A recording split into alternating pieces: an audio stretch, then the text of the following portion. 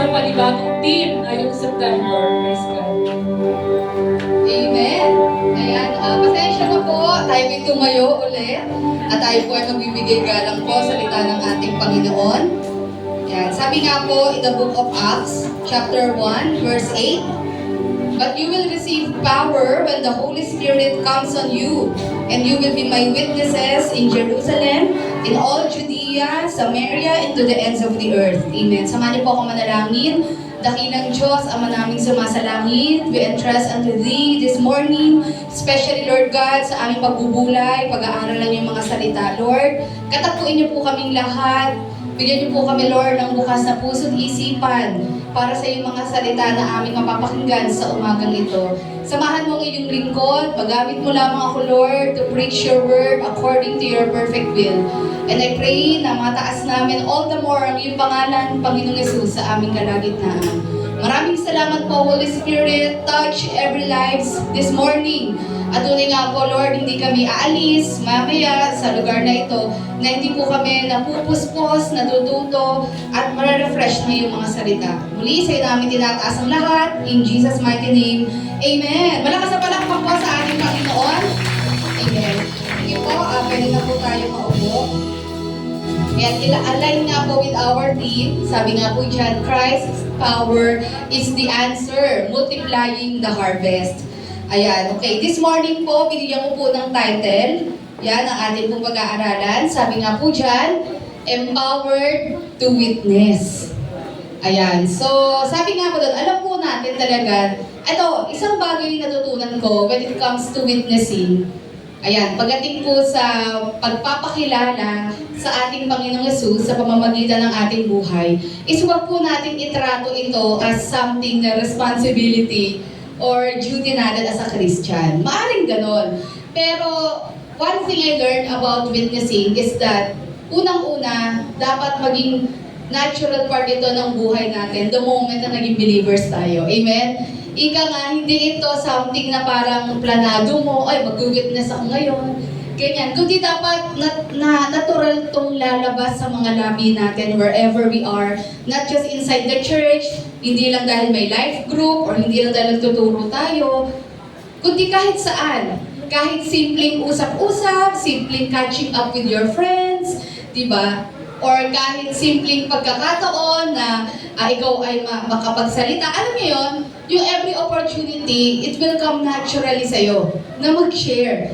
Hindi naman talaga maging parang yung sobrang churchy ang dating, pero natural na lalabas sa'yo yung pagkamangha mo at pagmamahal mo sa ating Panginoon. Amen?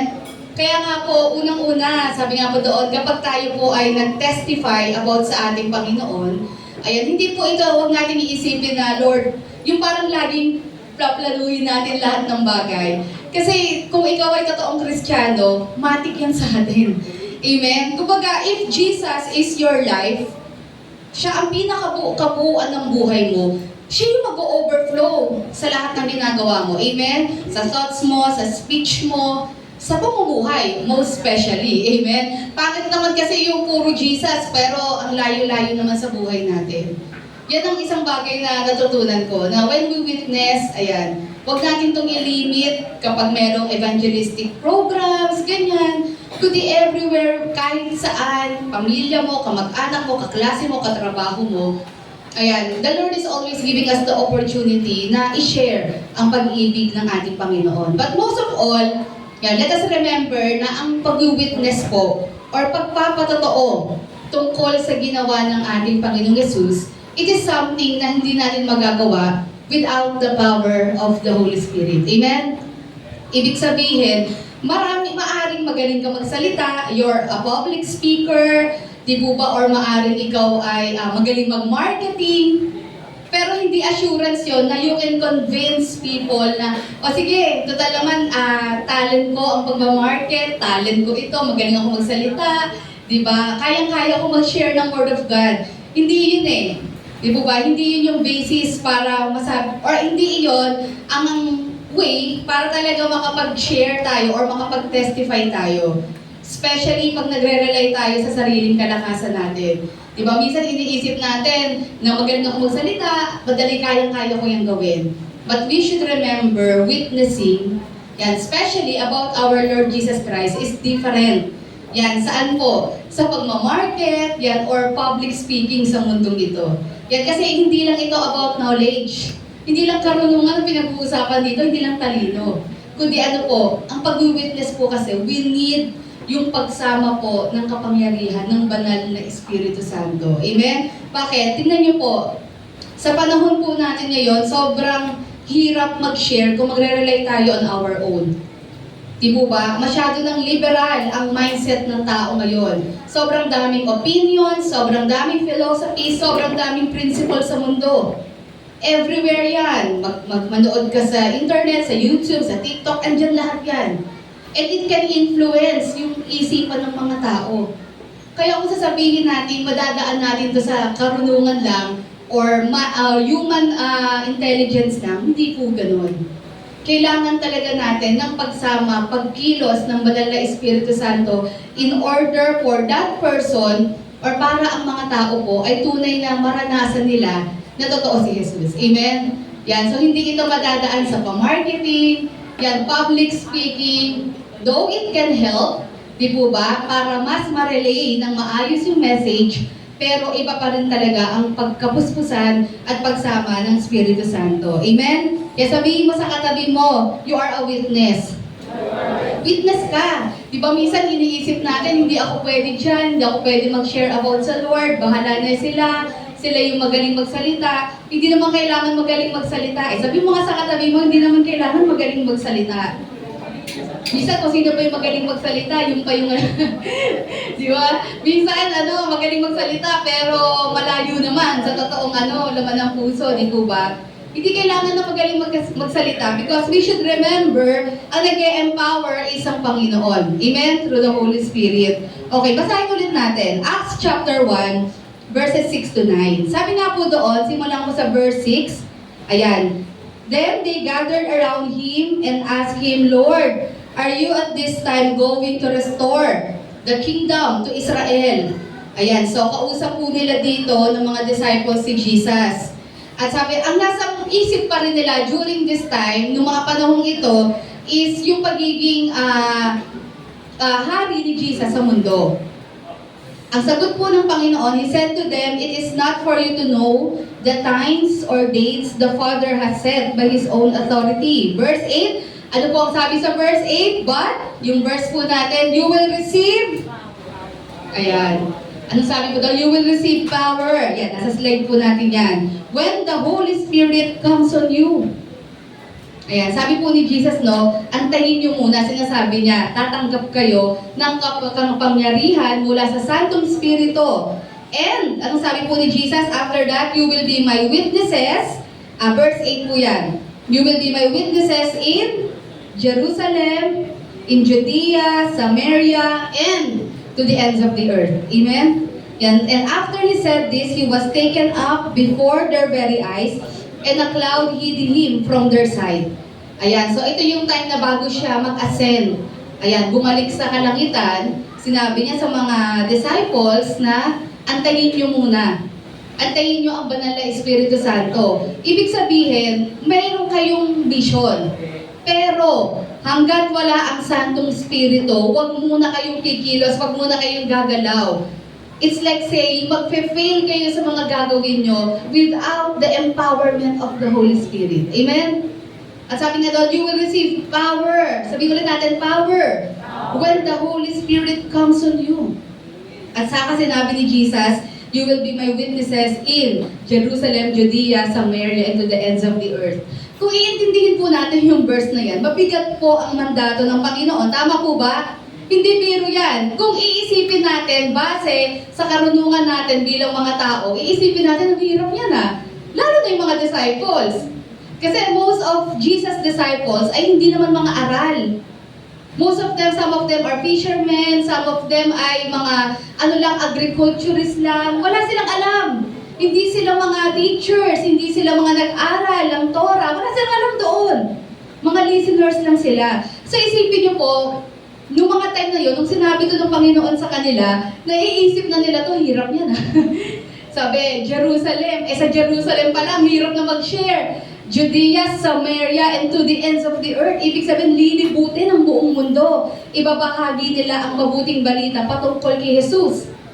At kahit tayo po, di po ba, na nag-aaral na rin ang salita ng Panginoon, kung tayo po, okay, without the power of the Lord, kung babasahin natin yan, mahirap yan. Amen? Napakahirap po mag-convince ng tao. Tama po ba? Napakahirap nga mag-convince pag may product ka eh. Di po ba? Ano pa ito? Di ba na, kung magre-rely ka sa knowledge mo bilang tao, sa katalinuhan mo, parang hirap nito. Kaya nga malinaw, sabi ni Jesus, wait, you will receive power. Antayin nyo yung kapangyarihan. Kapangyarihan ng banal na Espiritu Santo. Saka kayo mag-witness or mag-share. And ang maganda naman sa kanila, nagantay naman talaga sila. Amen? Nagantay talaga yung mga disciples. Wala silang ginawa. Sa bagay, prior kasi to the Pentecost, sila po ay takot pa rin. Tandaan niyo po, nung time na to, in the book of Acts, chapter 2, bago po yung upper room, sariwa pa po yung crucifixion ni Jesus noon. Ilang araw lang nakalipas noon, mga 40 days lang yun. So sariwa pa yung event na nangyari sa Jerusalem, yung nangyari kay Jesus. So, alam nila na anytime, any moment, pwedeng isipin ng mga leaders, ng mga religious leaders na pagdadamputin sila. Kaya medyo low-key pa sila dito, medyo di pa sila nagpaparamdam nito, kasi alam nila, madadampot sila dito eh. Alam nila talaga na pwede silang hulihin at baka isunod sila kay Jesus. So ito yung mga time na hindi pa sila na-filled with the Holy Spirit. Yan, hindi pa po sila na-empower ng Santong Spirito. Pero ang maganda sa kanila, they waited. Nag-antay sila. At habang sila nag-aantay, ano ginagawa nila? Nagmi-meeting sila, nagmi-meet sila, nag-gather sila, at nagpe-pray sila. Amen? Kaya po nag-aantay, imbis na magkwentuhan or magchismisan, ang dapat gawin? Mag-pray! Amen? Yan, mas maganda yun, we pray, yan, nagpe-pray tayo. Yan, para talagang ano po, doon talaga yung spiritual preparation po natin sa kung anumang gawin ng ipagawa ng Lord sa atin. Sabi doon, bakit kailangan daw po ng church ng power?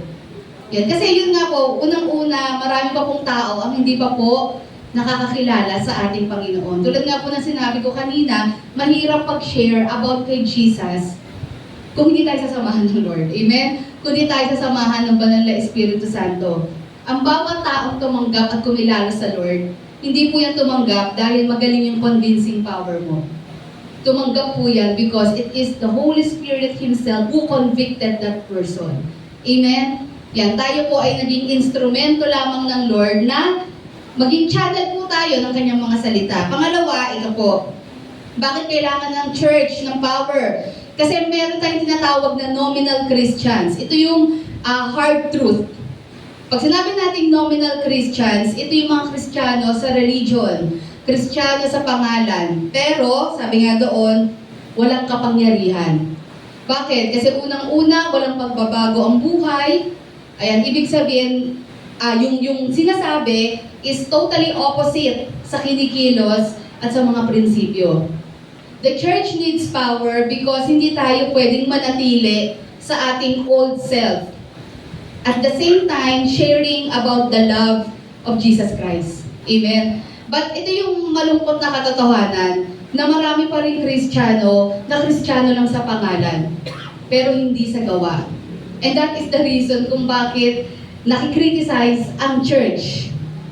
Kasi mas marami silang nakikita na contradict sa faith.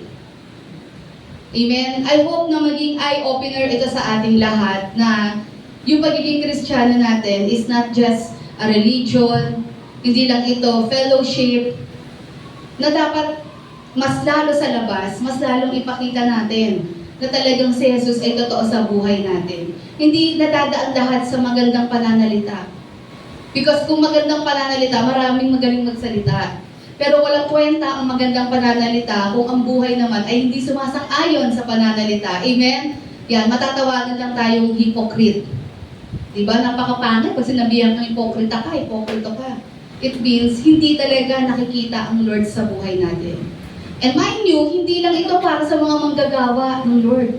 Para sa ating lahat ito. Amen? Sa ating lahat na tumanggap sa ating Panginoon. Sabi mo nga sa katabi mo, para itong sa iyo at sa akin.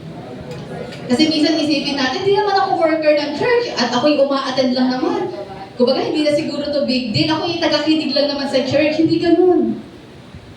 The moment na tayo po'y dumadalo sa gawain na to, it means tinouch ng Lord yung puso natin. And therefore, meron tayong role na ibahagi din yung magandang ginawa ng Lord sa buhay natin sa ibang tao. Amen? Hindi po pwedeng pastors lang, hindi pwedeng leaders, workers lang ang mag-share. Dapat tayong lahat. At ang unang-unang testimony natin is yung pamumuhay natin. Amen? Yan. And sabi nga doon, ikatlo, similar lang naman ito, it's because maraming Kristiyano na worldly. Worldly Christians. Although, ironic yun, kasi paano magiging worldly at the same time Christians? Ayan, or siguro, may tawag siya din, nakalimutan ko yung term. Yung about the flesh, carnal, ayun. Thank you po. Carnal Christians. Ibig sabihin, same lang din naman sa nominal yan. Na yung pagiging Kristiyano is sa pangalan lang, pero yung pamumuhay ay hindi pa rin tumutugma. Ayan, sa pananampalataya sa Panginoon. That is why the church needs power. Bakit kaya may ganon? Anong problema? Bakit kaya nag-e-exist pa rin ito sa church at sa Christianity? It's because walang power.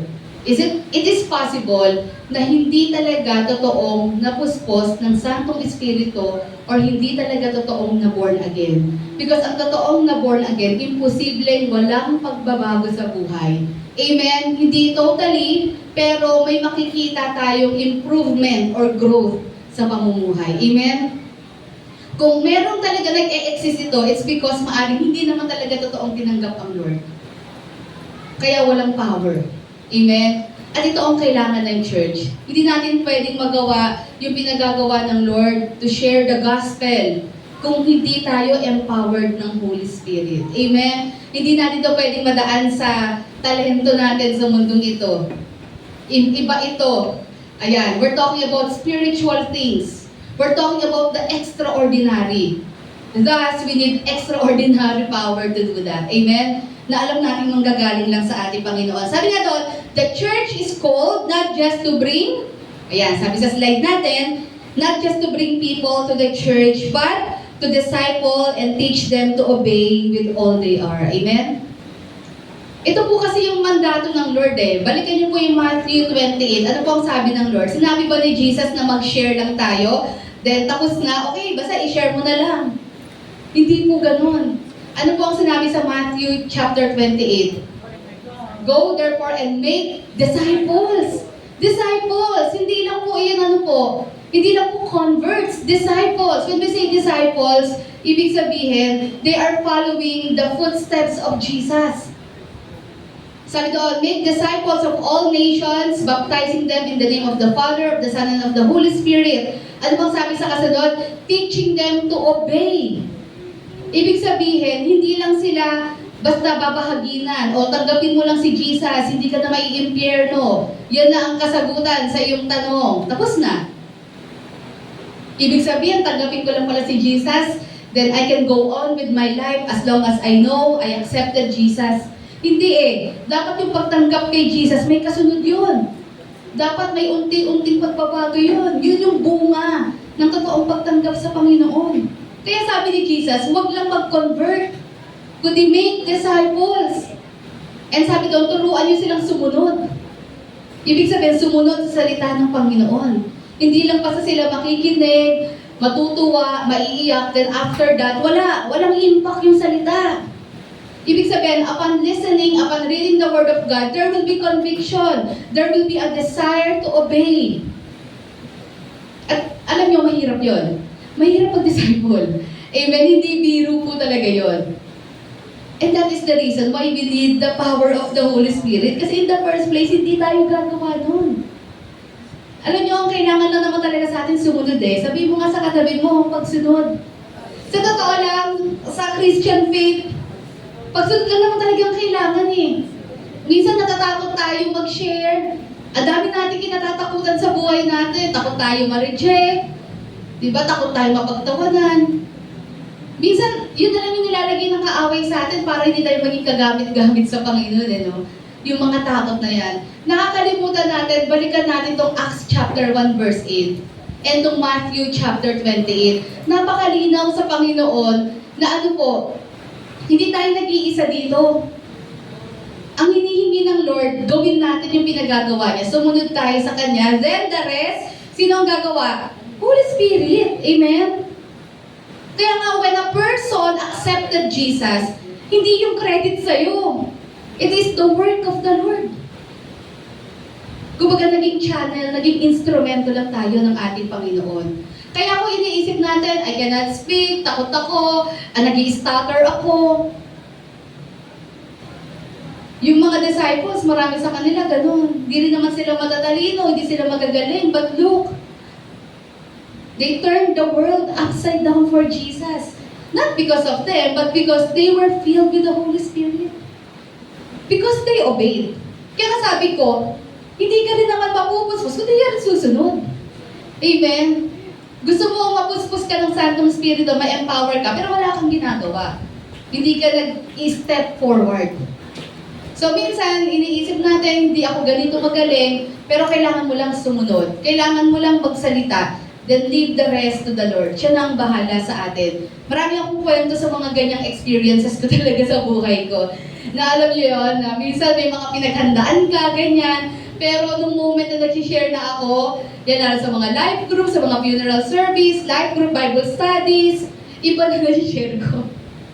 Sa totoo lang, at ang galing ng Lord. Ang galing talaga ng banal na Espiritu Santo kasi inilalagay niya yung tamang salita sa tamang pagkakataon. Di po ba? Hindi rin naman po ito excuse para hindi ka mag-prepare. Ay, hindi na lang ako magpe-prepare. Hindi na lang ako mag-aaral. Eh, total naman, ang Holy Spirit naman. Di ba? Hindi na ako mag-devotion. Total naman, mag-pray lang ako. Oh, Lord, ako yung mag-share ngayon. Bahala ka na, put the right words sa isip ko. And masabi ko, hindi rin ganon. Kailangan talaga, nag-aaral tayo. Not because mag-share tayo, but because we love the Lord. Amen? At yung mga salitang yun ay natural na lalabas sa mga bibig natin. Ayan, kaya sabi nga mo doon, hindi rin excuse yun para hindi ka mag-aral. Di po ba? Iba pa rin yung paghahanda. Pero, allow the dealing and allow the leading of the Holy Spirit. Ayan, sabi nga doon, kaya nga sabi doon, no, hindi lang tayo tinawag para magdala ng tao sa church. Hindi naman yun ang ultimate goal eh. You can bring tons of people in the church, pero walang pakialam sa Lord yan. Tama po, di ba? Tayo po ay tinawag ng Lord to make disciples. Sometimes it will take time, matagal na panahon, minsan 10 taon, 15 years. Ang mahalaga, di po ba, nagtatanim ka doon sa taong iyon. Huwag mong pilitin. Di po ba, o kailangan umatan ka na ng church. Hayaan mo siya mismo sa sarili niya ang makadiskubre nun at magnais nun. Kasi kapag pinilit mo yan, tingnan mo, konting bagay lang, magkaroon lang ng konting problema, aalis yan, hindi na yung magtatagal. Kasi mababaw yung pundasyon. Amen? When I started attending church, wala nagtulak sa akin. Testimony ko talaga yan. Ako ang kusa na umattend sa church. Ako talaga yung kusang nagsabi sa kuya ko na sama ko. Kasi for 3 months, nasa kwarto lang ako, nagbabasa lang ako ng Bible, nagbabasa lang ako ng mga books, of course, about sa Lord. Kasi marami pa akong dinaintindihan. At yun nga po, yun yung power ng Holy Spirit na nire-reveal niya through His words. Lahat ng nababasa ko, na-edify ako, natututo ako, na-exhort talaga ako. Pero ang pinaka-ending ng lahat ng binabasa ko, ganito ang nakalagay. But you need to become part of a church para mas lalo ka pang mag-grow at magamit ka ng Panginoon. Yun lagi. Kaya sabi ko, sinasabi na ng Lord sa akin na kailangan ko maging part ng fellowship. Not church talagang organization or building, but fellowship. Kasi sinasabi ng Lord doon na, parang sinasabi ng Lord sa akin, hindi ka pwede ma-stuck dyan sa kwarto at magbasa-basa ka lang dyan. Though maganda yan, pero sinasabi ng Lord, kailangan maging part ka ng fellowship, kailangan magpagamit ka.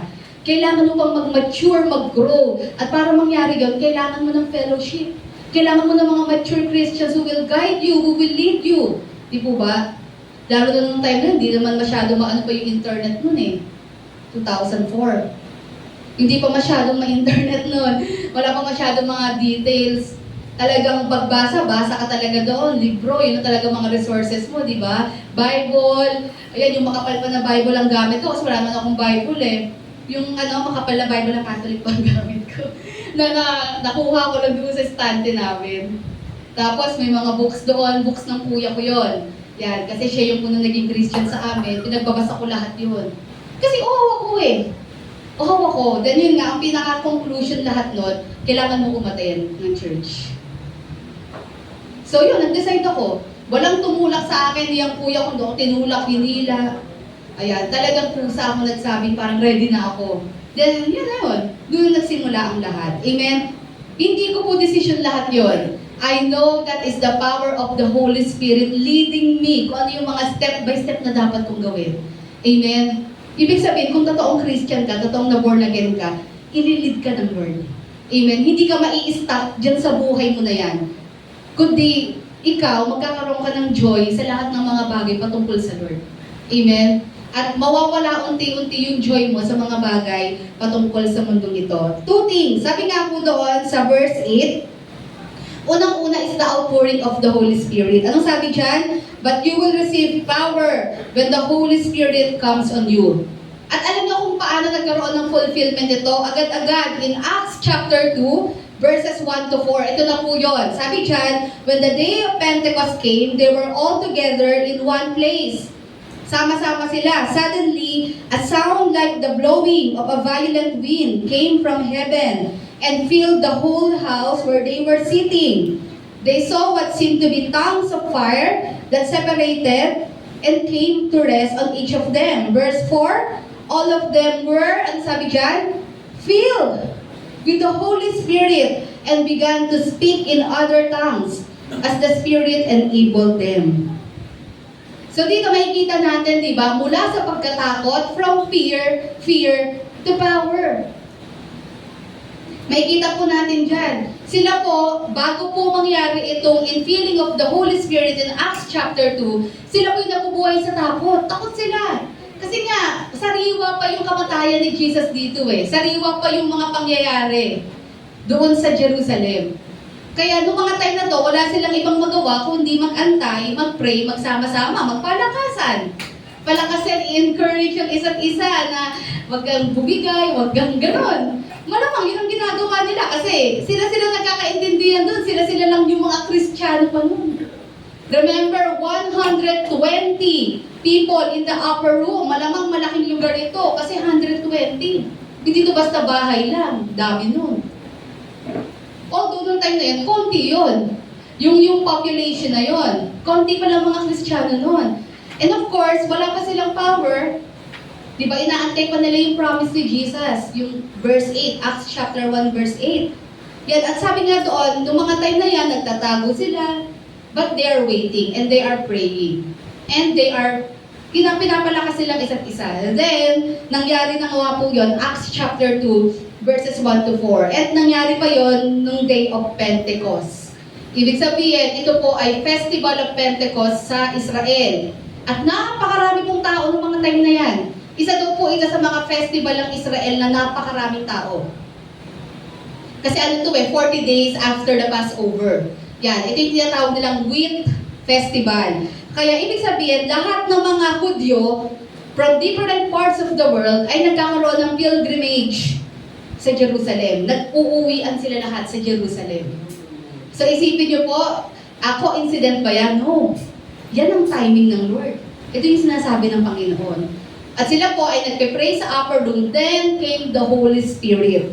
Anong nangyari? Sabi nga dyan, from fear to power. Makikita natin in verses 14 to 41, hindi ko na po babasahin, mahaba po iyan. Di po ba, ang mga tao po'y nagulat. They speak in different languages. Naiintindihan ng mga iba't ibang lahing na andoon yung sinasabi nila, and they are talking about God. They are talking about the goodness of God. Hanggang sa may nag-a-accuse na baka mga lasing sila, ganyan-ganyan. Then bigla-bigla si Peter, bigla siyang tumayo doon, nagsalita. May kita natin, ano yung nagagawa ng kapangyarihan ng Santong Espiritu. Si Pedro, na nung hinuli si Jesus, biglang dineny si Jesus 3 times. Siyempre takot din siya sa buhay niya, but nung mga panahon ito, he stood up. Ang haba niya, hindi ko na po babasahin. Basahin niyo po, maganda yan. At grabe yung wisdom po ni Peter dyan. He spoke about Jesus. Nagsimula pa siya kay Prophet Joel, kung sino-sino, David, Abraham, hanggang sa pinpoint niya si Jesus. Ilan po ang naging believers niyan? 3,000. 3,000 po ang tumanggap sa ating Panginoon after po ng speech na yon ni Peter. Is it because magaling si Peter? No, hindi po magaling magsalita si Peter. Di ba nag-i-stutter nga daw si Peter? Pero bakit? Because they were already filled with the Holy Spirit. It is the power of the Holy Spirit working sa kanyang buhay. Kaya sabi nga doon, from 120, naging 3,120 na sila. Amen? Ayan. So nakita po natin, no, iba talaga ang nagagawa ng banal na Espiritu Santo. We need the power of the Holy Spirit because hindi biro yung trabaho. Hindi biro yung mandate ng Lord to share the gospel sa buong mundo. Mahirap po iyon. Pero dito, nakita natin, walang mahirap sa Panginoon as long as we have the Holy Spirit with us. Di po ba? Hanggat kasama natin ang Santong Espiritu, kakayanin natin lahat ng bagay. Pangalawa, sabi nga doon, is the proclamation of the gospel globally. Sabi sa verse 8b, pakibasa natin, and you will be my witnesses in Jerusalem and to the ends of the earth. Tingnan po natin, verses 5 to 12 ng Acts chapter 2, now there were staying in Jerusalem God-fearing Jews from every nation under heaven. Oh, diba? Pasimula pa lang to ha. When they heard this sound, a crowd came together in the wilderness because each one heard their own language being spoken. Nagkulat sila. Itong mga 120 na nasa upper room, nagbabaan. Diba? Nawala ang takot. Kaya nga, if you are filled with the Holy Spirit, yung takot na yan, pwedeng mawala yan. At pwedeng palitan yan ng courage, ay ng boldness, ng power, ng anointing ng ating Panginoon. Amen? Sabi dito, naririnig nila ang mga lengguwahe nila na sinasalita nito mga disciples. Sabi doon, utterly amazed, they ask, aren't all these who are speaking Galileans? Di ba mga Galileans ito? Ano yung mga Galileans? Medyo hirap sila magsalita. Parang katumbas sa atin yan ng parang, kunyari, sa pagtatagalog, yung mga Bisaya, na hirap magtagalog. Kumbaga pag nagsalita sila, hirap sila sa pagtatagalog. Lalo na kapag born and raised ka talaga sa Visayas, di ba? Tapos, bago ka lang sa Luzon, di ba? Parang hirap na hirap ka, matigas. Yung mga Galileans sa Israel, ganyan sila. Parang hirap sila yung magsalita ng language, lalo pag nag-aral sila ng mga language. Hirap sila doon. Yan. Pero dito, kaya nga sabi doon, aren't all these who are speaking Galileans? Di ba mga Galileans to? Parang ba't ang tatalas ng kanilang pagsasalita? Kuwang-kuha nila, siguro yung mga accent, kuwang-kuha nila. Then how is it that each of us hears them in our native language? Parthians, Medes, and Elamites, residents of Mesopotamia, Judea, Cappadocia, Pontus, and Asia, Phrygia and Pamphylia, Egypt, and the parts of Libya, near Cyrene, visitors from Rome, both Jews and converts to Judaism, Cretans and Arabs, we hear them declaring the wonders of God in our own tongues. Amazed and perplexed, they ask one another, what does this mean? Nagugulat sila dahil lahat sila naiintindihan nila yung binabanggit ng mga disciples. So dito, makikita natin na talagang totoo yung sinabi ni Jesus na ang salita ng Lord ay hindi lang sa Jerusalem, kundi ito ay paaabutin saan? All over the world. Pinapakita ng Lord sa mga disciples na kung iniisip nyo may limitations when it comes to language, totoo naman yun eh. Tandaan natin, pagdating sa pagbabahagi ng Word of God, hindi pwedeng maging limitation ang language at ang culture. Because when we are filled with the Holy Spirit, God can make a way. God can make the impossible possible. Amen? Katulad dito, they were able to speak in different languages, in different tongues. Kasi ito ay work ng ating Panginoon. Ibig sabihin yan, sa buhay natin, kung iniisip natin, parang ang hirap mag-share sa workplace, ang hirap mag-share sa school, parang iba ang utak ng mga tao doon. Di ba? Pero nasa heart mo talaga na ibahagi ang goodness ng Lord sa buhay mo. Kung naranasan mo talaga ang kabutihan ng Panginoon sa buhay mo, hindi ka makahadlangan ng mga takot na yon. Kasi alam mo, kung nagawa nga ito ng Holy Spirit nung mga panahon ito, kayang-kaya rin gawin niya ng Lord sa panahon natin. Amen? Kung meron ka talagang desire to share the love of Jesus sa mga tao sa paligid mo, hindi ka makahadlangan ng mga limitations na yon. Kasi alam mo, walang mahirap sa Panginoon. Amen? Lalo na't salita niya ito. Alam mo, ang problema lang minsan, tayo. Tayo lang talaga ang may problema. Hindi problema po ang Panginoon or ang salita niya. Tayo. Kasi hindi tayo nag-i-step forward. Hanggang ngayon, nag-hide pa rin tayo. Hanggang ngayon, hindi pa rin natin pinapaalam na tayo ay Christian. Hanggang ngayon, hindi pa rin tayo nagbabahagi. Ang problema kasi, takot pa tayo. Pero kailan pa natin gagawin yon? Tsaka, imposible na ikaw naranasan mo ang love ng Lord. Imposible manatili yan sa heart mo. Mag-overflow dapat yan. Dapat yung na-experience mong goodness, love ng Panginoon, imposible manatili yan sa'yo. Kailangan mailabas mo yan. Amen? Unless hindi mo na-experience talaga ang love ng Lord. Kaya wala kang masabi. Amen? Yan. Kaya dito makikita po natin, pagpapakita ito na talagang ilo-launch talaga ang gospel globally. At pinapakita ng Lord, kayang-kaya yung magawa yan. I will give you everything necessary. Kailangan nyo lang sumunod sa akin. Yan. Kaya nga after the Pentecost, they were never the same again. Kaya after ng Acts chapter 2, nung upper room, senaryo nila, ano pong nangyari? Ibang tao na itong mga to, nagulat sila. Nakita niyo, naging bold na ang mga Christians, na-scattered na sila, they kept on sharing the word of God. Kahit sa mga synagogues, takot sila dun Takot sila sa mga sinagoga, ayaw nila lumapit doon kasi pwede silang huliin doon. Pero doon sila nagpupunta, nag-share sila ng gospel doon. Iba talaga ang nagagawa ng kapangyarihan ng banal na Espiritu sa buhay po natin. Amen? And okay, 3 things. How the Spirit empowered us to witness. Paano po tayo na-empower ng Holy Spirit? Number 1, pakibasa po, the Spirit, wisdom. Ito yung kinatatakutan natin. Ano ba yung tamang sabihin? Diba? The right words to say at the right time. Kaya may hesitations na mag-share ng Word of God. Sabi doon, unang-una, the Holy Spirit is the one na nagbibigay sa atin ng karunungan. Magkaiba to sa knowledge, yung kaalaman lang. Sabi nga doon, pwedeng mag-aral tayo ng salita ng Panginoon. Tama din naman yon. Alam mo yung mga Romans 3. Di ba? John 3:16. Pero sabi nga po doon, ang Panginoon, siya yung nagbibigay. Holy Spirit gives us the wisdom so that we can say the right words at the right time, at the right moment. Ayan, sabi nga doon, Luke chapter 12, verses 11 to 12. Anong sabi po dyan ni Jesus? When you are brought before synagogues, rulers and authorities, do not worry about how you will defend yourselves or what you will say. Ano sabi sa verse 12?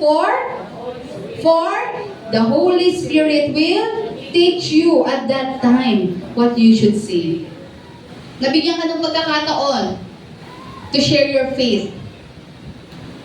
Nasa isang lugar ka, nilid ka, o sige, pinag-share ka. Diba? Kristiyano ka. Hindi ko naman gawain mag-share ng ganyan. Din sa church, hindi ako nag-share Pero hindi excuse yan para sabihin mo, hindi ko pa gagawa yan. Patawag ko kaya si ganito, si ganyan. Minsan, gusto mong patawag. Anong petsa pa yun? Basta ikaw ay totoong Kristiyano, kaya mong gawin yan. Kung totoong tumanggap ka sa Lord at totoong naranasan mo ang saving grace ng Lord, imposibleng wala kang masishare. Amen? Hindi mo kailangan magpatawag ng pastor, di po ba? Kaya mo yan. Lahat tayo ay tinawag ng Lord para i-share yung goodness niya. Kung pangalawa, problema natin, anong sasabihin ko? Hindi mo naman kailangan agad, the moment na magsalita ka, hindi ka naman agad kailangan according to John chapter 3 verses.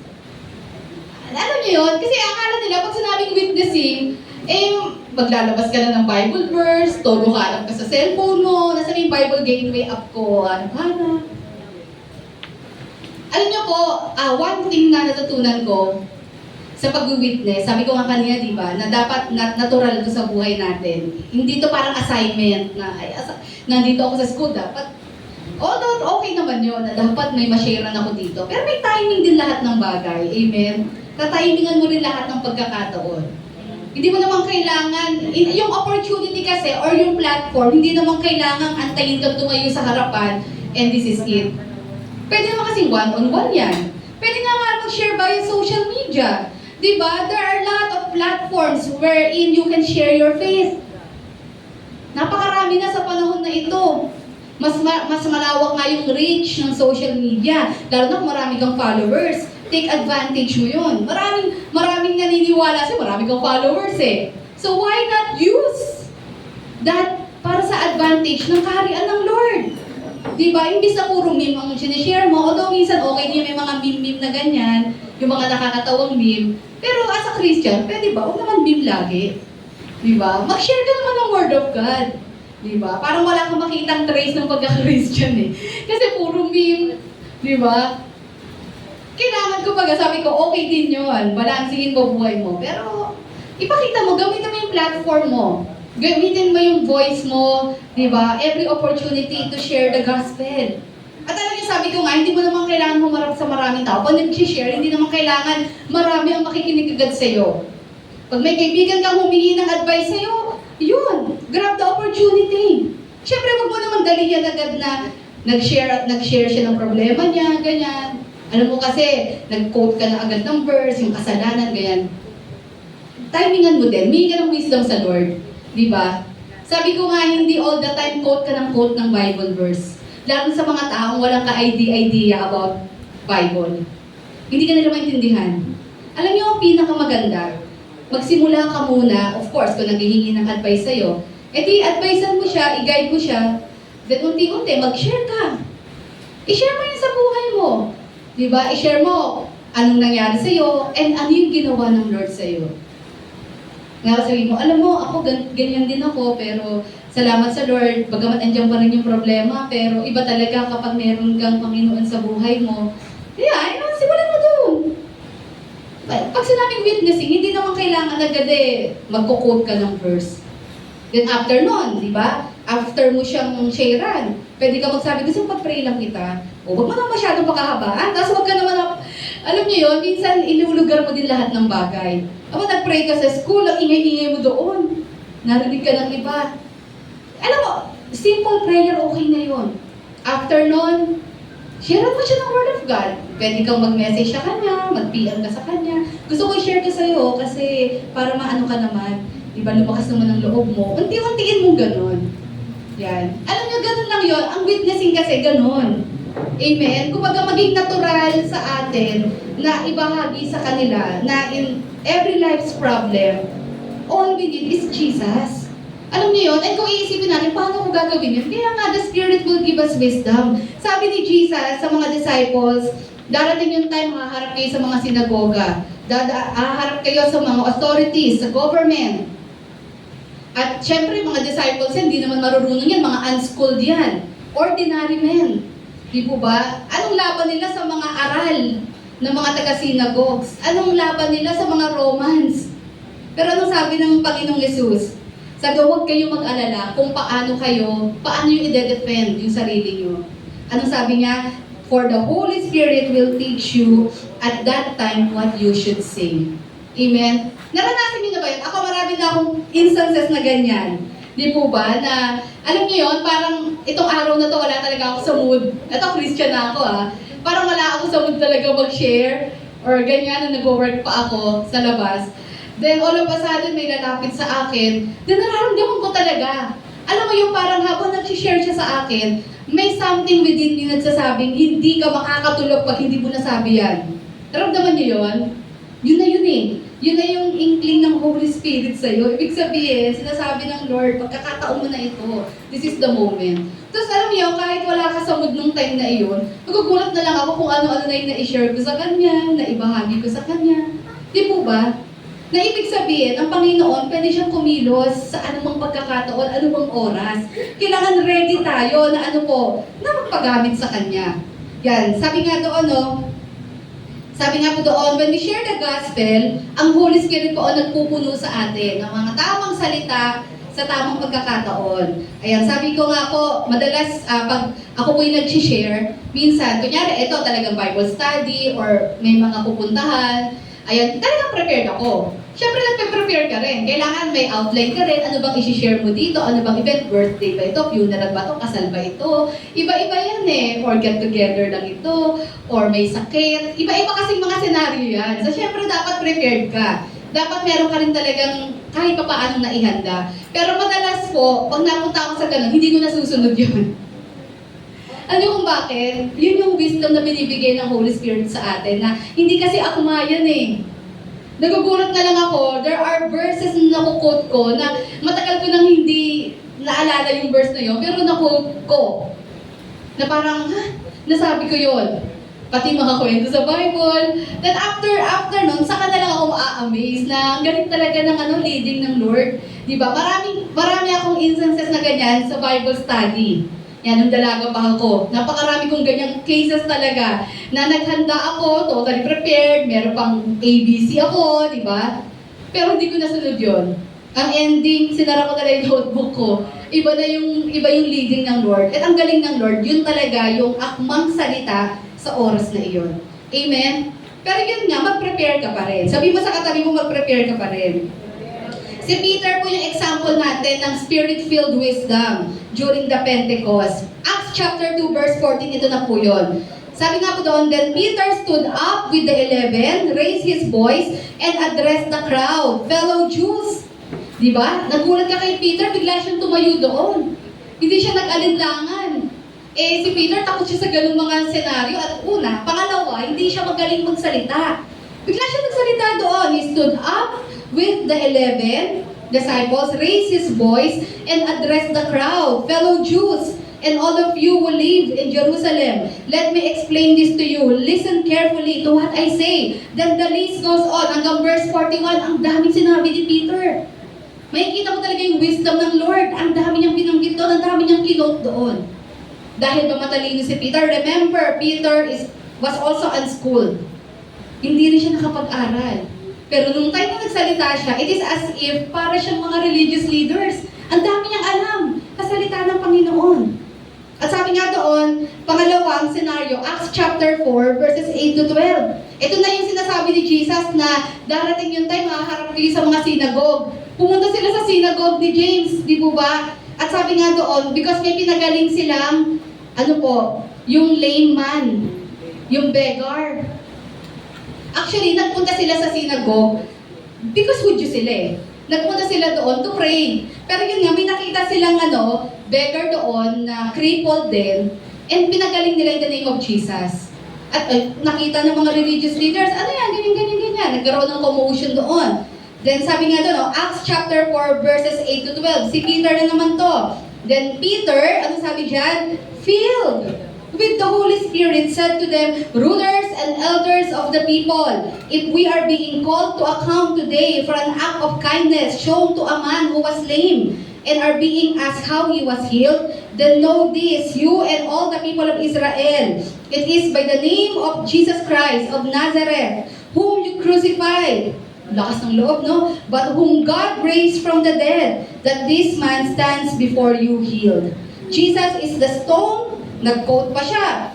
You builders rejected, which has become the cornerstone. Verse 12, salvation is found no one else, for there is no other name under heaven given to mankind by which we must be saved.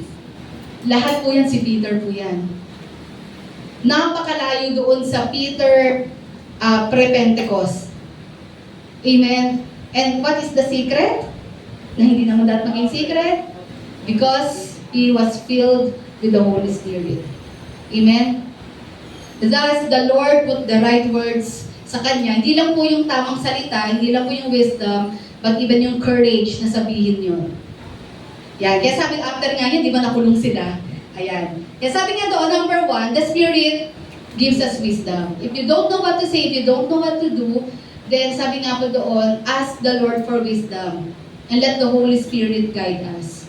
Alam naman ng Lord yung desire natin eh. Then magugulat ka na lang. Minsan kailangan mo lang mag-step forward. Diba? Huwag mong talikuran yung mga pagkakataon na yung may binibigyan ka ng platform, gamitin mo yun. Ngayon, kung di mo alam ang gagawin mo, mag-pray ka. Diba, Lord, ito na yung opportunity. Alam ko na inalaw ko itong opportunity na ito para ma-share ko ang kabutihan mo. Hindi ako magaling magsalita, Lord. Hindi ako ganun kaalam sa Bible, pero alam ko, napakabuti mo, Lord. Puno-puno ka ng pag-ibig, niligtas mo ako. Di po ba? Then, leave the rest sa ating Panginoon. Magugulat ka na lang, di ba? Dire-diretso ka na.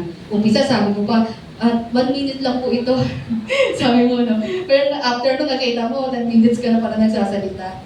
Ayan. Pangalawa, sabi doon, pakibasa po natin, the Spirit convicts every person of sin and righteousness. Bakit mahalaga po ang kapangyarihan ng Holy Spirit? Kasi tandaan po natin, ang Holy Spirit po, may kakayahan mag-convict or mag-convince sa tao. Hindi tayo yun.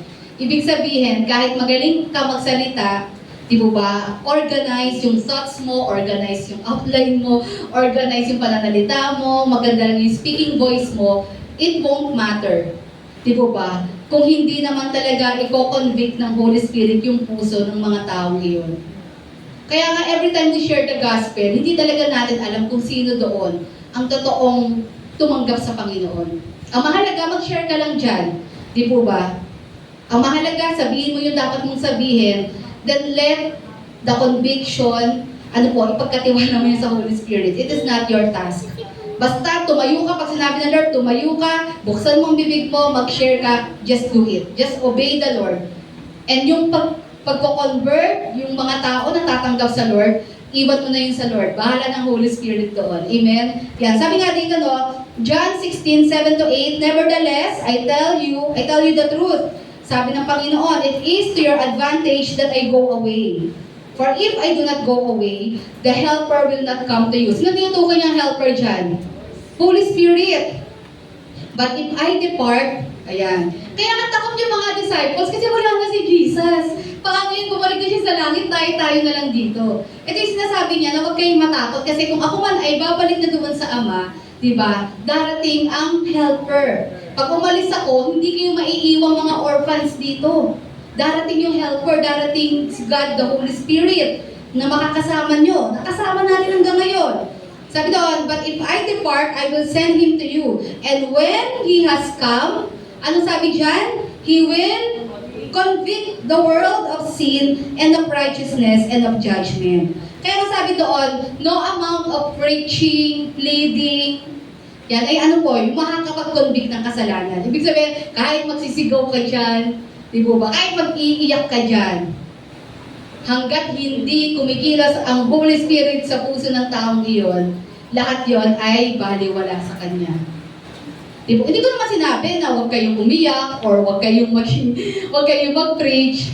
Di ba? Basta ang mahalaga, mag-share lang kayo. Mag-share lang tayo. Then leave the rest sa ating Panginoon. Leave the rest sa Banal na Espiritu Santo. Sabi doon, yan po ay job ng Holy Spirit. Ang trabaho po ng Holy Spirit is to convict. Hindi natin trabaho yun. We cannot convict others. Tayo nga di po ba? How much more yung iba? Sabi nga daw, the Holy Spirit role is to expose and convict us of sin. Ang Holy Spirit po kasi ang nag-o-open ng heart natin at nagpaparealize sa atin na ang sama pala natin, na makasalanan pala tayo, and that we need Jesus sa buhay natin. Amen? Ayan, sabi nga doon, once a person recognizes their sin, ayan, so, i-convict na siya ng Holy Spirit para hanapin ang Panginoon, mag-repent at humingi ng kapatawaran. Yan. Kaya sabi nga doon, i-share ko lang sa inyo, naalala ko yung time na ako po ay tumanggap sa Panginoon.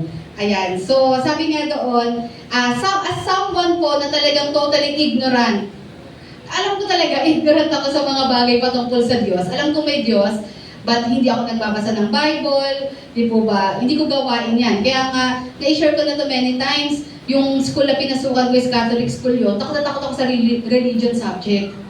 Talagang, huwag lang ako matawag ng professor ko kasi wala akong masasagot. Yung mga classmate ko, gagaling. Ang gagaling. Ano raw yung 66 books of the Bible, ang gagaling sumagot. Ganyan. Ay, hindi pala 66 sa kanila. Mas marami. Di ba?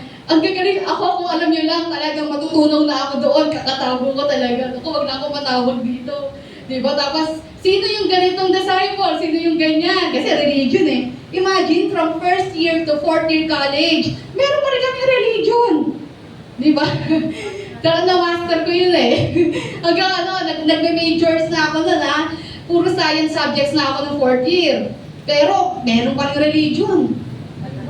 Talagang, ay hindi, nung 4th year kasi, Christian na pala ako nun. 3rd year college, Christian na ako. Pero yung 1st and 2nd year ko talaga, grabe talaga. Kasi about Bible yung topic ko. Na talagang kulang na lang magtago ako doon sa likod ng classmate ko. Wag lang talaga ako makita ng teacher. Kasi wala akong masasagot. Wala akong idea about sa Bible, sa mga character na yan. Ganyan lahat yan. Kahit sa mga books of the Bible, wala talaga. Ayan, pero alam niyo po, nung time na, ito yung time na talagang tinawag na ako ng Panginoon. Ito kasi yun eh. Alam niyo, bago mangyari yun, nung lumipas yung ilang araw, marami ng pagtawag na ginagawa ang Lord sa akin. Una, nagigising ako ng maaga. Hindi ko alam kung bakit. Then bigla na lang pumapasok sa isip ko about judgment. About what will happen sa mundong ito pag namatay. Alam yung mga thoughts na yun, hindi ko naman ini-imagine yun. Na parang, ba't ko naiisip to? Sunod-sunod yun. Na hindi ko mag-gets. Kasi nga, wala akong idea eh.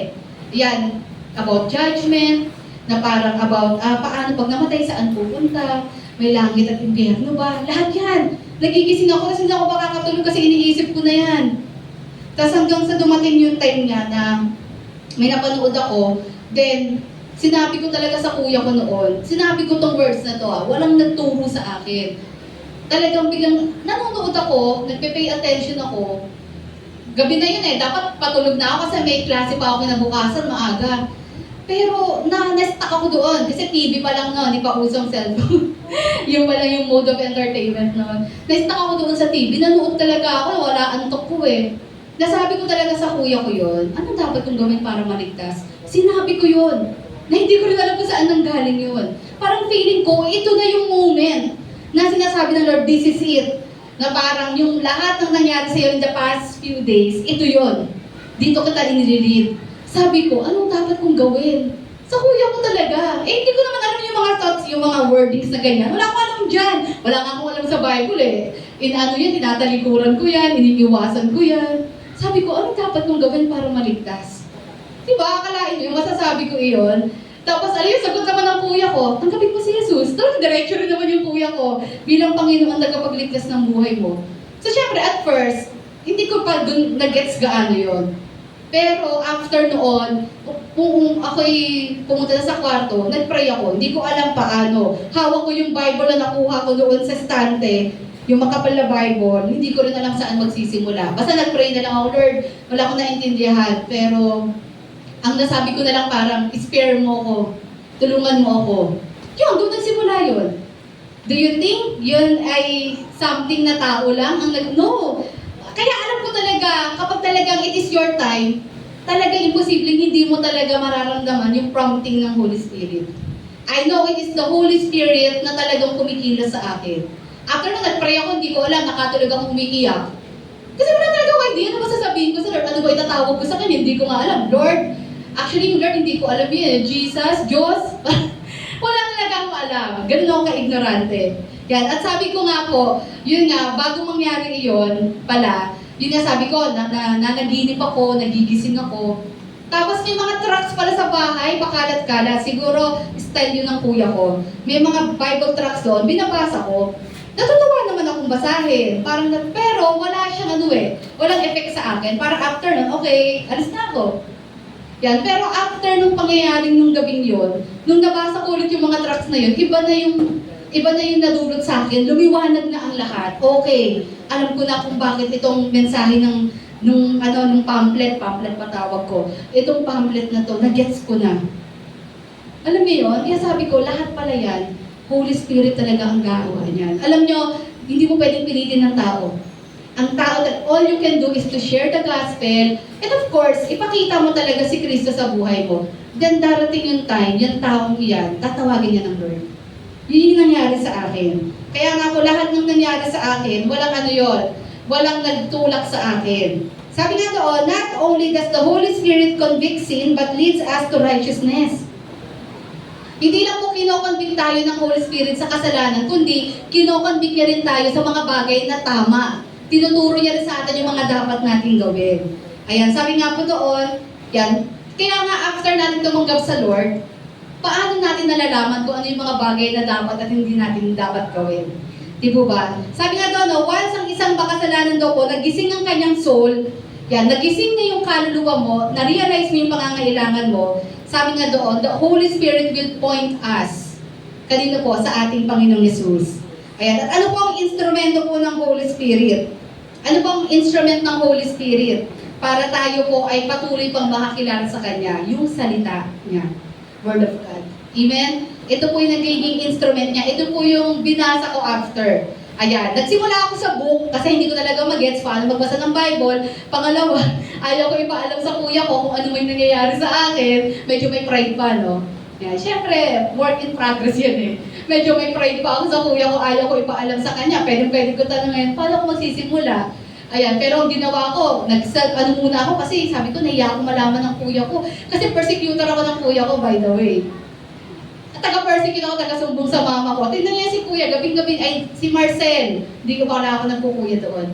Sabi ko, gabing-gabi na wala pa. Alam niyo kung nasaan? Taga-ganon ako sa nanay ko, di ba? At ribidida talaga ako. Sa church! Pinapayagan niyo yan, gantong oras, ganyan-ganyan. Tapos kinain ko rin pala lahat ng sinabi ko. Di ba? Alam niyo yun, talagang pagkamaldita ako ng time na yun. Kumbaga parang wala namang masama doon, pero parang gusto ko lang manginis. Yan ang parang, ako pa yung tagagalon sa mama ko eh. Mama ko, hindi nga big deal sa kanya eh. Tapos ako yung big deal sa akin yun. Yung pala siguro sabi ko, in denial lang ako, pero meron nang ginagawa ang Lord sa akin. Dinadaan ko na lang sa ganun. Diba? Kaya nahiya ako lumapit sa kuya ko para magtanong. Kung meron man ako dapat tanungan siya. Pero sabi ko, hindi, i-figure out ko to on my own. Sabi ko, kailangan na figure out ko to kasi nga may pride pa eh. Ayan, so nagbasa-basa muna ako ng books, then natutunan ko, ganda daw, Book of John, ganyan, di-aral ako. Lumiwanag lahat. Lahat ng nababasa ko doon, lumiwanag, naintindihan ko. That is the power of the Holy Spirit to convict us of what is right. Amen? Nagiging maliwanag. Kaya alam nyo, kapag totoong Kristiyano ka, maiintindihan mo yung mga bagay na dapat mong gawin. Alam nyo, never ko na-experience yung parang sinakal ako, yung may nakakaramdam na, kaya ayoko na maging Christian kasi nasasakal ako eh, ang daming do's and don'ts. No, hindi ko naramdaman yun. Alam ko talaga na, kung unti-unti, ako yung nagdesisyon sa sarili ko na, itong mga bagay na to, iiwan ko na. Not because merong nagsabi sa akin, oh, ikaw, kasi nga, nasa church na ako noon, KKB na ako noon. O ikaw, dapat ano ka ha, hindi ka na nakikinig ng ganyan. Walang nagmamanda sa akin ng gano'n. Hindi ka na dapat nagsusuot ng ganyan. Yung mga gano'n, walang nagsasalita sa akin. Kusa akong give up yung mga bagay na yun. Kasi unti-unti nangungusap ang banal na espiritu sa akin. At unti-unti ko na ginagawa yung mga bagay na alam ko nakakapagbigay kaluguran sa Kanya. Example po natin, if you will remember si Philip in Acts chapter 8, di po ba? Nakita niyo yung eunuch doon, yung Ethiopian eunuch. Siya po ay nagbabasa ng book of Isaiah. Ayan. So, ang binabasa niya about suffering servant. Yan, yung kay Jesus, Isaiah 53. Di po ba?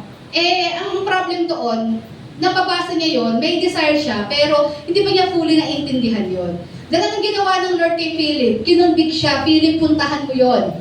Yung eunuch na yon. Ganun din ang Lord sa atin eh, di po ba? Puntahan mo yung eunuch na yon at tulungan mo siya. Share, i-enlighten mo siya sa binabasa niya. So, humabol si Philip, pinatabi siya ng eunuch na yon, di po ba? Then, itinuro ni Philip sa kanya kung anong ibig sabihin noon. Then, naintindihan ng eunuch, after that, nagpabaptize siya at tumanggap siya sa Panginoon. Amen? Minsan kasi, ganito yan, ginagamit din tayo ng Panginoon. May mga instances, yung taong iyon, meron ng conviction. Pero hindi niya lang alam kung saan siya magsisimula at anong gagawin niya. Then tayo, ginagawang instrument ng Lord para magbukas ng kaisipan niya at mag-enlighten sa kanya kung anong ibig sabihin ng mga nababasa niya or nare-realize niya. Di po ba? Kaya tandaan natin, yung pagko-convict sa tao of what is right or ano yung mali or kasalanan, power yan ng Holy Spirit. We can give advice, we can remind, but we cannot push ang isang tao na mali yan, baguhin mo yan, ganyan. Hindi mo pwedeng ipilit sa kanya yon. Pwede mong sabihin, ito yung tama, mali yan. Pwede ka mag-advise, but you can only pray for that person. Na Lord, ikaw na ang magpaintindi sa kanya ng maling bagay na ginagawa niya. Amen. Even sa pag-share ng Word of God, ang dapat gawin lang natin, share the word and pray for the person. Ipag-pray mo na lang the Lord, I pray talagang kumilos ka sa heart niya. Magkaroon ng impact ang iyong salita. Amen? And number 3, ito po yung last. Sabi dyan, pakibasa natin, the Spirit sanctifies. John 16 verse 8, ito po yun. And when He has come, He will convict the world of sin and of righteousness and of judgment. Ito po yung sabi ko kanina, na hindi lang po siya nagko-convict ng kasalanan, kundi siya rin yung nagko-convict sa atin. Nagko-convince sa atin kung ano yung tamang gawin. Amen? At dyan napapasok yung sanctification or pag-aayos, pagtutuwid ng pamumuhay natin. Kaya sabi nga doon, we witness not just to add people, to attend church. Hindi tayo nag-witness para madagdagan tayo dito. Yet remain in their old sinful way of living. But as what Jesus mandates us, we are to teach them about God, which will result to obedience and submission to Him. Amen? Kaya nga hindi nagsisimula at nagtatapos sa masharean mo lang siya. Kung lagi mo siyang kasama, patuloy mo siyang i-guide mo siya. Amen? Diba? I-guide mo siya. Gawin, huwag mo sabihin, simula ngayon, ikaw ng i-disciple ko. Hindi, i-guide mo siya. Di po ba? Kasi nasimulan mo na siya about sa Panginoon. Unti-untiin mo na siyang tulungan. Ituro mo sa kanya, ito may nabasa ako, ang ganda nito. Pahiram ko sa'yo. Mga ganyan. Di ba? Ito pahiram ko itong book na ito sa'yo. May nabasa akong ganito sa article. Sige, internet na tayo ngayon isend mo yung link sa messenger niya. Basahin mo rin yan, maganda yan. Hindi niya alam na yun yung way mo para talagang palalimin yung understanding niya about sa Lord. Diba? Kung gusto mo magkaroon tayo ng sharing, ngayong araw itong pabasahin natin, tapos mamaya share tayo anong natutunan natin. Yung mga ganon, diba? Mga ganong way ng pagdi-disciple. Sabi nga doon, tayo po'y nag-witness, hindi para magdagdag lang. Pero hindi nagbabago ang buhay. Kundi ang goal natin talaga is maging disciple talaga. Kung paano ikaw ay disciple ni Jesus, ay maging ganun din ang mga taong ito. Amen? Na talagang tumalima at sumunod sila sa ating Panginoon. Matthew 28:20, sabi ni Jesus, and teaching them to obey everything I have commanded you. Ayan. So sabi ko nga po, remembering yan, patapos na rin ako. Nung baby Christian pa po ako, yan, yung mga baby Christian pang tawag no? Ayan, marami akong bagay talagang hindi naintindihan. Kasi gano'n naman talaga pag bago ka, a lot of things, hindi mo talaga nagigets. Ayan, pero sabi ko nga po, nagpatuloy lang ako kasi ang dami ko pang dapat malaman. Bagamat malaking tulong yung pagbabasa ng Bible, malaking tulong yung nagbabasa, mahilig kasi talaga ako magbasa ng books. So nakatulong yung mga dating binabasa kong mga pocketbook. May mga hindi ko na alam kung nasaan yung mga pocketbook na yun sa bahay. Diba?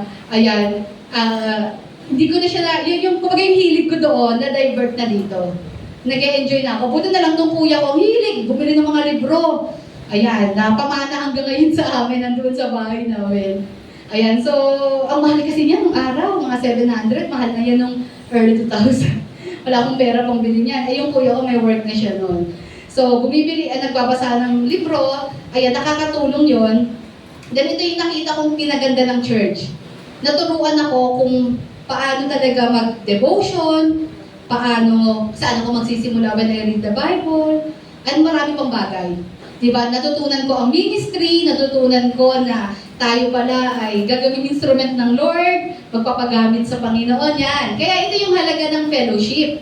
Di po ba? Na meron din tayong purpose kung bakit tayo dinala ng Panginoon dito. So sabi ko nga, marami akong bagay na hindi naiintindihan. Pero yun nga, magpatuloy ka lang, unti-unti, pag may desire ka sa heart mo, talagang ililit ka ng Lord sa mga bagay na dapat mong gawin. Amen? Maging active ka, lahat ng opportunity, lahat ng seminar, pinupuntahan ko yan. Diba? Lahat ng palabas sa TV na about sa Lord preaching, pinapakinggan ko yan, pinapanood ko yan, lahat. Kasi nga, uhaw ka Uhaw ka about sa Panginoon. Kaya lahat ng pagkakataon, di po ba? Kaya sabi nga po doon, yun yung sinasabi ko kanina, na yung pagbabago, bagamat hindi totally nagbago pa, kumbaga progressive ang pagbabago Hanggang ngayon, may mga pag-uugali pa rin tayong hindi tama, na kailangang ayusin. Pero nararamdaman ko talaga, nag-i-improve. Nararamdaman ko talaga may growth. Ayan, at sabi ko nga po, never kong naramdaman talaga na ako ay nakulong dito na parang parang naobliga ako na parang, Christian ka na kaya bawal yung mga yan. Hindi ko naramdaman yun ever. Talaga sa buhay ko na pinilit akong kalimutan yan. Kasi wala namang nagsabi sa akin. Yan. Kaya nga alam nyo, never kong inaano yan eh. Pag nag-share ako, never ko sinasabing, kalimutan mo yan, wag mo nang gawin yan, ganyan, wag ka nang manood yan. Kasi para sa akin, kung Kristiyano ka, alam mo na dapat yan eh. Amen? Ibig ko may totoong born again ka, totoong Kristiyano ka, tama na yung may alam mo, or may mag-share dito sa harap, dapat ikaw na sa sarili mo, alam mo na yung mga bagay na mali, na dapat unti-unti mo na tinatalikuran, alam mo na yung mga bagay na tama. Amen? Alam mo yan, pero ayaw mo na talagang talikuran. Yun yung katotohanan doon. Aware ka dyan, imposibleng hindi, pero ine-enjoy mo pa rin yan. Kaya nga sabi doon, the Spirit is in charge to make us like Christ. Galatians 5:22-23, anong sabi doon? The fruit of the Spirit is love, sunod po, joy, peace, kindness, goodness, faithfulness, gentleness, and self-control. Against such things, there is no law. So malinaw po dyan ng mga bagay na ito ay bunga ng Santong Espiritu. Yan, sabi nga doon, true salvation bears fruit. Ang totoong nakakilala sa Panginoon, imposibleng hindi mamumunga. Imposibleng yung mga nabanggit natin kanina, hindi unti-unting mag-grow sa buhay natin. Amen? Ayan. Kaya sabi nga po doon, no, Acts 2:42-47, tignan nyo po, after tumanggap ng 3,000 kay na Pedro, sa ating Panginoong Jesus, anong nangyari? Tignan nyo po yung naging pagbabago sa buhay nila. They devoted themselves to the apostles' teaching and to fellowship, to the breaking of the bread and prayer. Everyone was filled with awe at the many wonders and signs performed by the apostles. All the believers worked together and had everything in common. They sold property and possessions to give to anyone who has need. Nakita niyo yung pagbabago sa kanila? Naging close sila, naging giver sila. Di po ba? Every day, they continued to meet together in the temple courts. They broke bread in their homes, ate together with glad and sincere hearts. Walang nag-iinggitan, walang nagpapayabangan, walang nagpapataasan, iisa ang puso't diwa nila. Because totoong sumaka nila ang Santong Espiritu. And ano nangyari? Verse 47, praising God and enjoying the favor of all the people, and the Lord added to their number daily those who were being saved. Bakit napakahalaga ng kapangyarihan ng Lord para mag-sanctify o magbago sa atin? Kasi tandaan nyo, ito talaga ang magdadala ng maraming kaluluwa sa iglesia. Ang makita nilang totoong namumuhay si Kristo sa buhay natin. Na hindi lang tayo puro salita, kundi totoong nabubuhay si Kristo sa pamamagitan ng pag-uugali at gawa natin. Amen? Napata-turn off po ang tao dahil sa ating ugali. Kaya kahit magaling ka mag-share, pero kung yung ugali naman natin ay hindi nag-co-inside doon sa sinasabi natin, talagang napata-turn off talaga ang tao. At nakita nyo, no, kusang dumarating, kusang nadadagdagan sila. Bakit?